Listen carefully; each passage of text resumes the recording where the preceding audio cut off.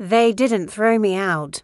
They didn't shout or curse or slam doors. They did something worse. They decided I no longer mattered. At 80 years old, my own son and daughter-in-law sent me away to a boarding house, convinced my life was already over. They were wrong. My name is Eleanor Whitman, and I was 80 years old when my family decided I was done living. People assume old age comes with confusion, weakness, or surrender. That's the first mistake they make. I was perfectly clear-minded the day my son told me I needed to leave his house.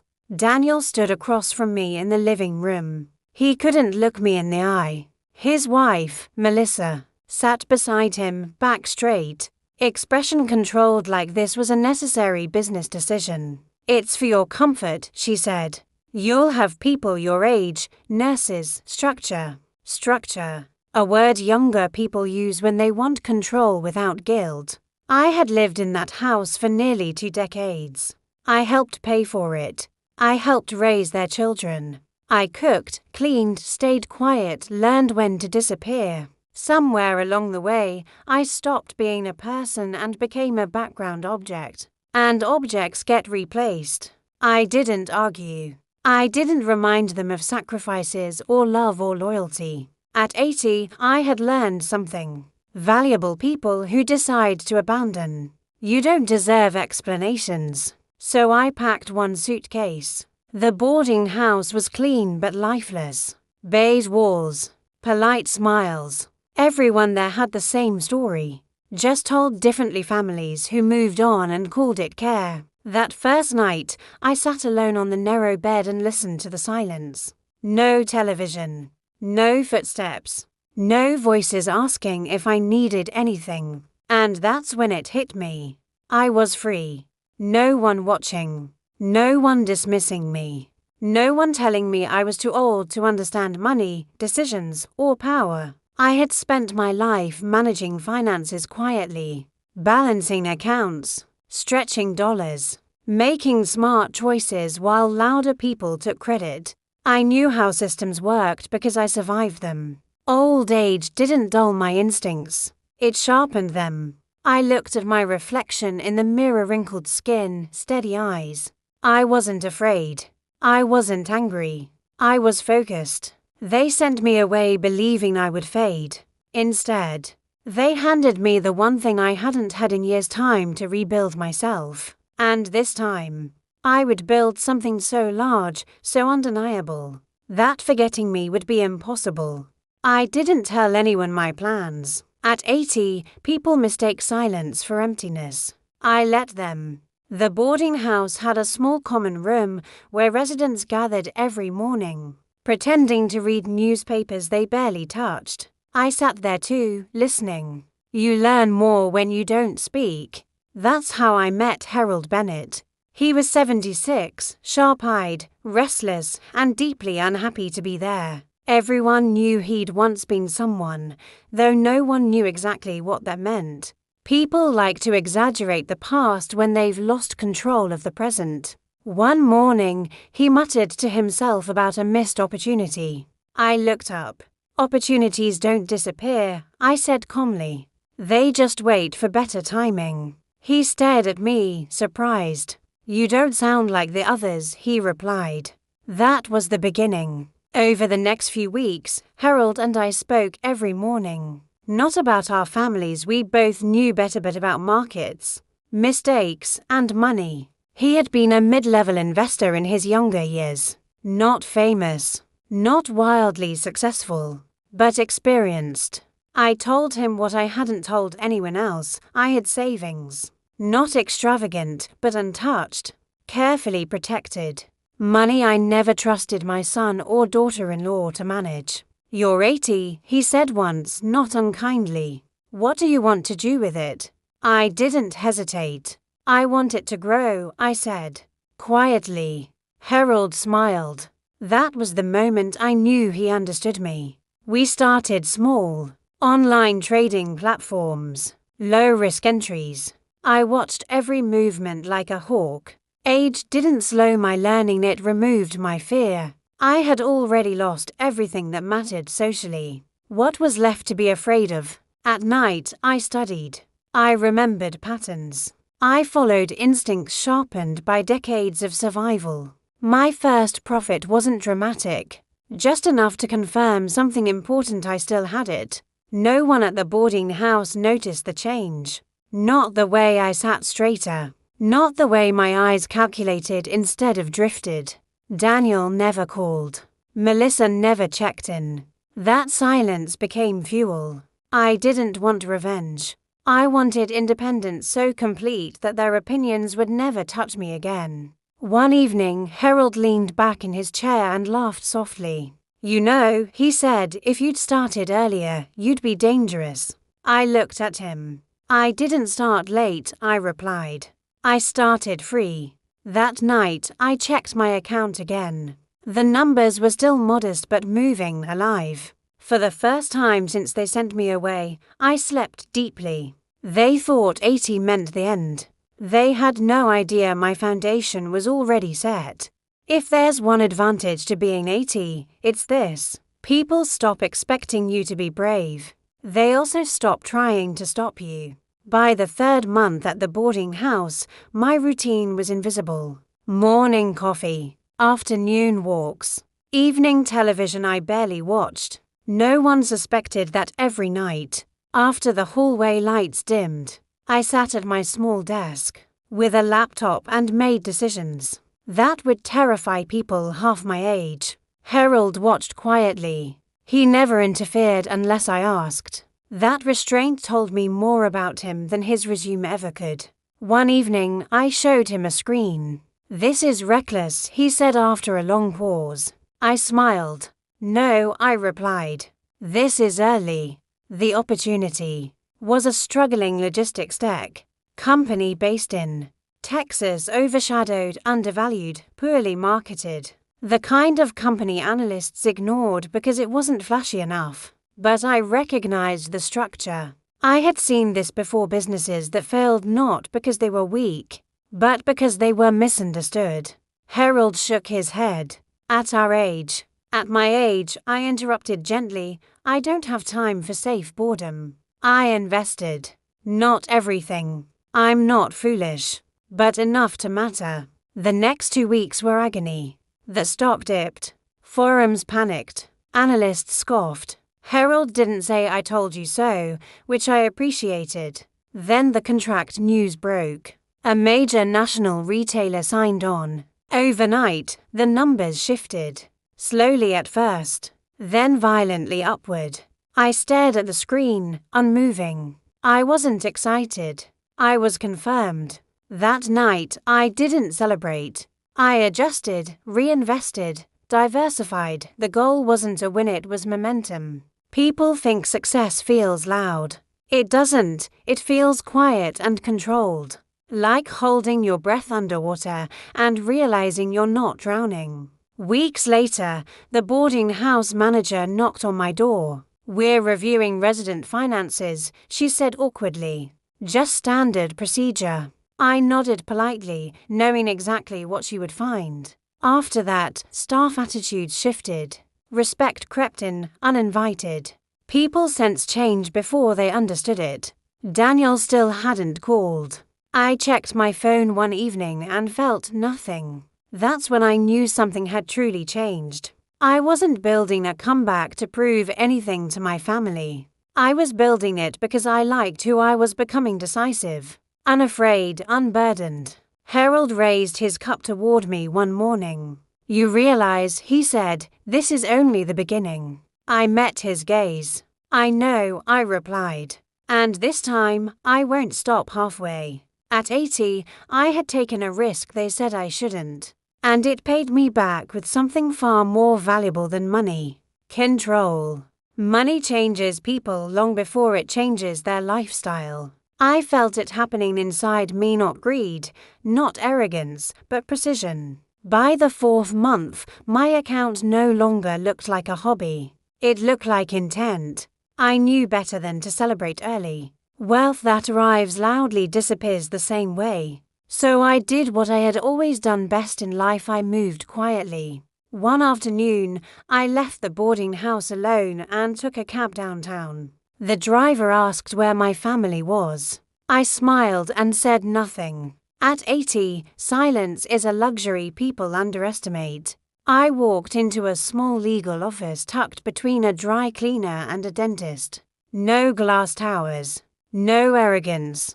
Just competence. I want to register an LLC, I told the young attorney. Discreet, clean, no publicity. He glanced at me, surprised, then nodded. We spent 2 hours discussing structure, liability, and anonymity. He spoke slowly, as if expecting confusion. I corrected him twice. By the end, his tone had changed. The name I chose mattered. Not emotional, not sentimental, strategic. Whitman Strategic Holdings. No family names. No connections. Just a clean slate. When I signed the papers, my hand didn't shake. That surprised even me. I realized something in that moment. This wasn't revenge. This was alignment. My age, my experience, my patience, all finally pointed in the same direction. Back at the boarding house, nothing looked different. Same beige walls. Same tired smiles. But I wasn't the same woman who had arrived with one suitcase. Harold noticed first. You crossed a line today, he said that evening. Yes, I replied. The right one. With the LLC in place, doors opened silently. Better platforms. Private investment groups. Conversations people don't invite elderly residents into unless they bring value. And I did. I began placing capital where others hesitated. Infrastructure, long-term logistics. Boring industries people my son would never brag about. The returns were slow, then steady, then undeniable. One night, as I reviewed numbers, my phone buzzed. A message from Daniel. Hey Mom, just checking in. Hope you're okay. I stared at it for a long time. Then I locked my phone and went back to work. Not out of anger, out of focus. The next morning, the boarding house manager asked if I'd consider moving to a more suitable place. Her voice was careful now, respectful. I smiled. Not yet, I said. I'm not finished here. Because before I could leave that place, before I could rise publicly, I needed to finish building privately. They thought sending me away had stripped me of identity. In truth, it had given me the space to create one they would never recognize until it was too late. Wealth has a sound. It isn't loud or flashy, it's deliberate. By the time the call came, I had learned to recognize it. It was late afternoon when my secure phone rang. An unfamiliar number. I almost let it go to voicemail, but instinct told me otherwise. At 80, instinct is earned. Miss Whitman, a man said smoothly. This is Jonathan Hale. I represent a private capital group. We've been tracking Whitman Strategic Holdings. Tracking. The word settled in my chest. I listened without interrupting as he spoke about my positions, my timing, the way my investments moved before market sentiment shifted. He didn't flatter. He evaluated. That told me everything I needed to know. You're disciplined, he said, and invisible. That combination is rare. We met 2 days later in a quiet restaurant, the kind without signs or music. Jonathan was in his 40s, composed, expensive without being obvious. He expected hesitation. Instead, I asked him one question. How much control do you want? He smiled. Less than you think. That was the beginning. Jonathan introduced me to capital I had never touched before. Serious money. Cautious money. Money that expected leadership, not noise. They didn't care about my age. They cared about results. And I had those. I expanded carefully. Logistics became infrastructure. Infrastructure became regional dominance. Every move layered, protected, intentional. The numbers grew faster than even I anticipated. Harold watched from the sidelines, impressed but quiet. One evening, he said something that stayed with me. They'll find out eventually. Yes, I replied. But not until it benefits me. The boarding house started feeling temporary in a new way. Not like exile, like camouflage. Then, one morning, I saw Melissa's name pop up on my phone. I didn't answer. Not because I was bitter, because I was busy closing a deal that would multiply my net worth beyond anything my family could imagine. By the end of that quarter, Whitman's strategic holdings crossed into 9 figures. I didn't celebrate. I adjusted strategy. Because wealth isn't about rival. It's about sustainability. At 80, I wasn't chasing validation. I was building something permanent, something that would outlive the people who had underestimated me. And for the first time, the world was beginning to notice. Success has a moment when hiding no longer serves you. I reached mine quietly, over black coffee and a signed contract. Jonathan sat across from me, papers spread neatly on the table. The deal was too large to remain anonymous. Media wouldn't chase my face, but my name would surface. That was the price of scale. "You're ready," he said. "Whether you want to be or not." I nodded. "I've been ready longer than you think." Whitman Strategic Holdings merged into a larger infrastructure fund. My position shifted from silent investor to principal stakeholder. Overnight, my net worth crossed into territory most people only read about. I didn't move out immediately. Power reveals itself best when it waits. Then came the invitation an economic development gala in Manhattan. Black tie, donors, cameras, I almost declined, almost. But something inside me said it was time. I arrived early, dressed simply, elegantly. No jewelry that screamed money. Just confidence that didn't ask permission. People didn't recognize me yet. That was fine. Jonathan introduced me as our lead strategist. Faces changed. Hands extended. Respect recalibrated in real time. I watched it happen with calm curiosity. Then I heard a voice I hadn't expected. "Wad." I turned.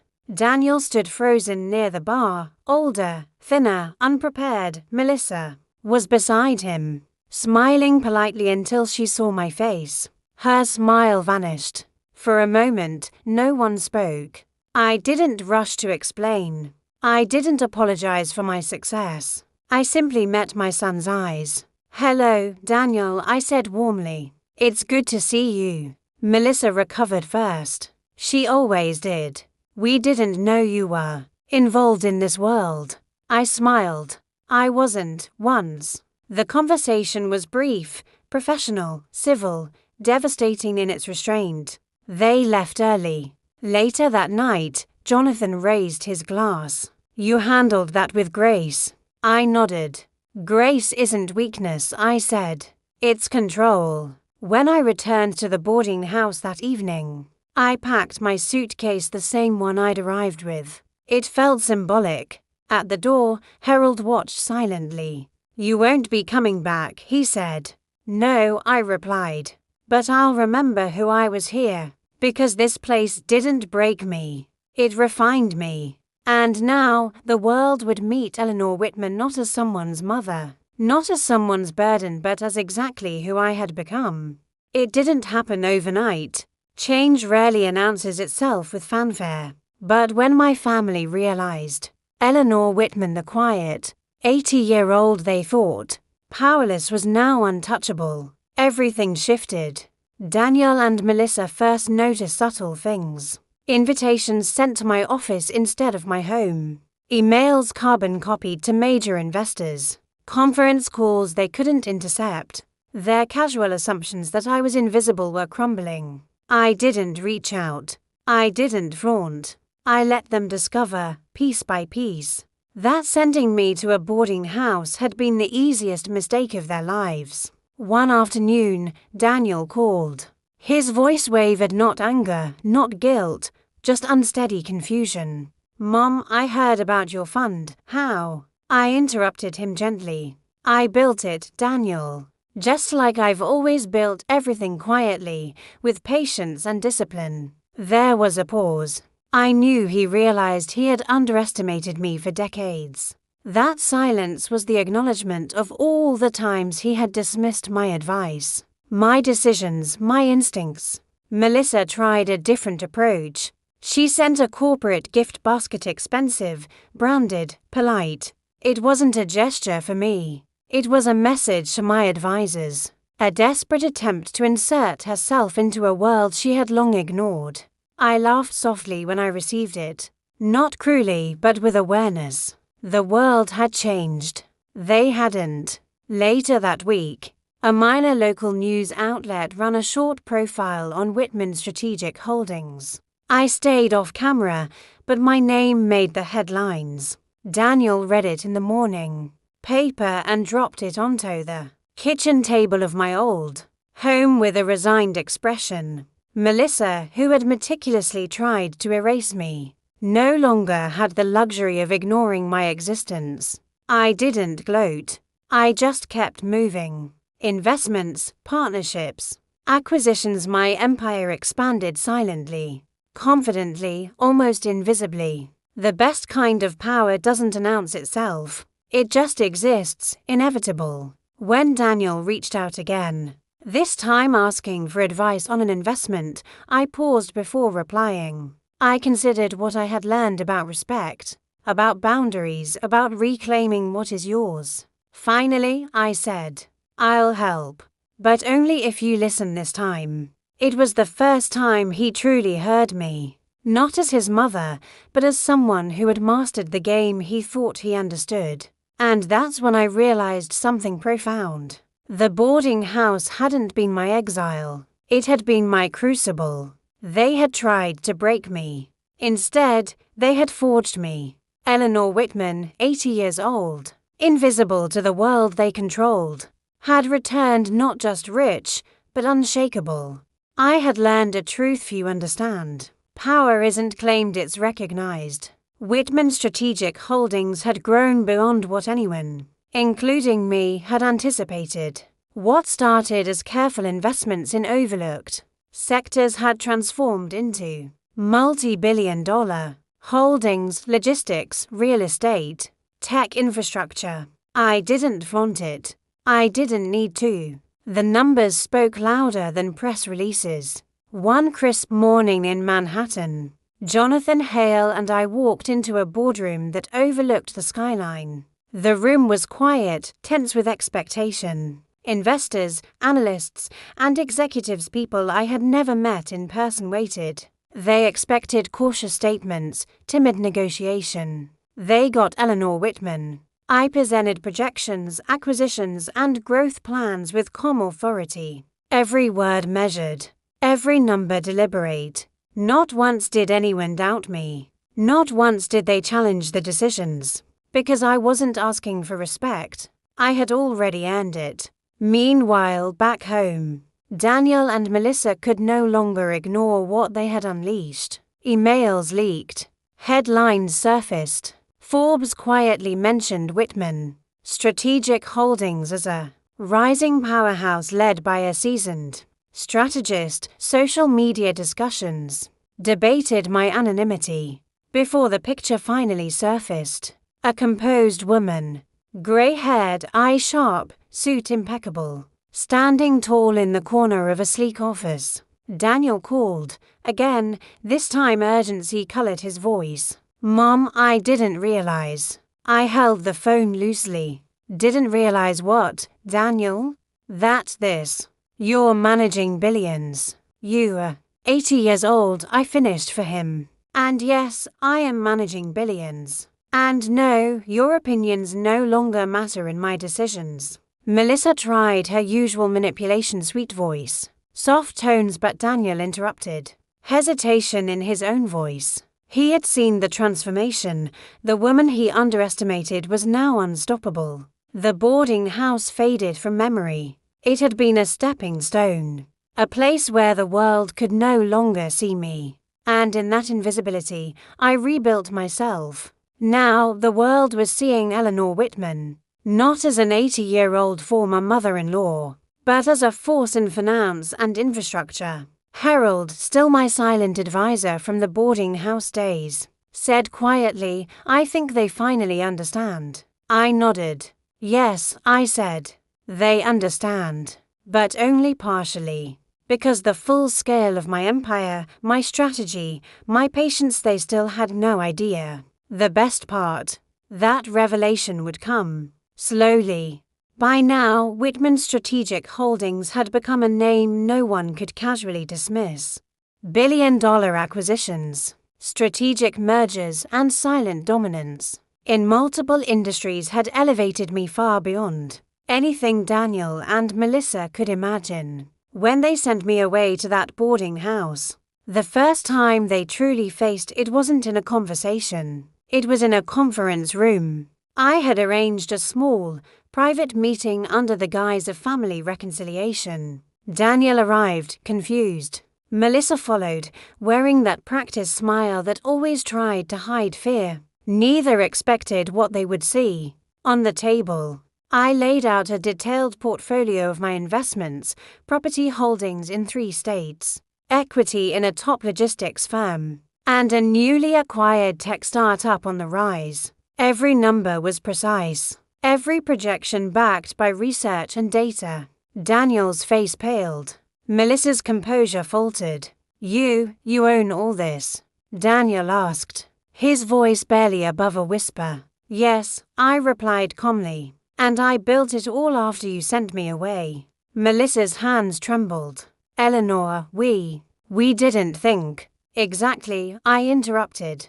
"You didn't think an 80-year-old woman could rebuild herself. You didn't think she could leverage experience, patience, and silence into something formidable. And now you see the cost of underestimating me." For the first time, I watched them understand the magnitude of their mistake. It wasn't anger I felt toward them, it was clarity. They had tried to erase me, but in doing so, they gave me the freedom to rise. I leaned back in my chair, watching Daniel fidget. "You see, sending me away wasn't punishment. It was the beginning of my empire. Your rejection gave me invisibility. That invisibility gave me strategy. That strategy gave me power." Melissa tried to interject, but I held up a hand. "No apologies necessary. The lesson is already learned. Your role in my life remains limited. I will be generous, but I will not be controlled." Daniel finally nodded, a mix of respect and shame in his eyes. For the first time, he saw me not as his mother, not as a family member to be dismissed, but as a formidable, self-made force. I could have gloatingly reminded them of every meal I had cooked, every hour I had sacrificed, every corner of their lives I had shaped, but I didn't. The weight of my accomplishments spoke louder than words ever could. When they left the room, I sat quietly and smiled. Not at them, at myself, at the journey from boarding house, exile to commanding presence in boardrooms, across the country. They had sent me away, thinking I was powerless. Now I was untouchable. 80 years old, sent away, forgotten, underestimated. And yet, here I was, Eleanor Whitman, billionaire, strategist, and untouchable. The final step wasn't about proving anything to Daniel or Melissa. They had already witnessed my success. It was about claiming my life fully on my terms. In the world I had built from nothing, I moved into my own penthouse overlooking Manhattan, a space that reflected decades of patience, skill, and vision. Modern, sleek, minimal. No family portraits, no reminders of the past. Just me, the skyline, and everything I had achieved. Whitman Strategic Holdings was no longer silent. I hired a small, trusted team. They knew my age, respected my wisdom, and followed my decisions without question. Each acquisition, each partnership, each new venture became a testament to strategy, discipline, and foresight. I received a call from a major media outlet requesting an interview. I agreed, but on my terms. They expected the frail, elderly grandmother story. Instead, I walked in with confidence, composure, and clarity. I spoke about markets, growth, and investment strategy with authority. Cameras recorded every word, but my message was simple: experience is power, age is strategy, underestimation is opportunity. Daniel and Melissa finally reached out, not for apologies, but for reconciliation and guidance. I listened. I offered mentorship in controlled doses. They would never control me again, never. The balance had shifted. Respect, not fear, defined our new dynamic. I reflected on my journey from that quiet boarding house to a billion-dollar empire. The house that had seemed like exile had been my crucible. Every setback, every dismissal, every moment of invisibility had forged the woman I had become. I realized something essential: success isn't revenge. It's reclamation. Not of wealth alone, but of self-respect, dignity, and choice. I had reclaimed my narrative, my power, and my life. As I stood on the balcony of my penthouse, looking over the city lights, I smiled. They had thought sending me away was the end. It was only the beginning. Eleanor Whitman, 80, unstoppable, untouchable, had arrived.